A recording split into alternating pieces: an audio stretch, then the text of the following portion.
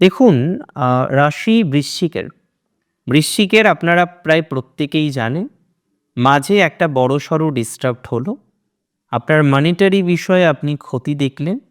কোথাও যেন গিয়ে আপনাকে লোন করতে হলো। এমন কিছু পরিস্থিতির সম্মুখীন আপনি হলেন, আপনার জীবনকালে আপনি সেই ঘটনার পরিকল্পনা কোনোদিনই করেননি বা ভাবতেও পারেননি।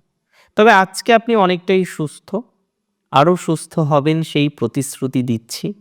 আজকে আপনি পূর্বের সময়ের থেকে অনেকটাই ভালো আছেন, আরও ভালো থাকবেন, সেটা নিয়ে তো কোনো ডাউট নেই।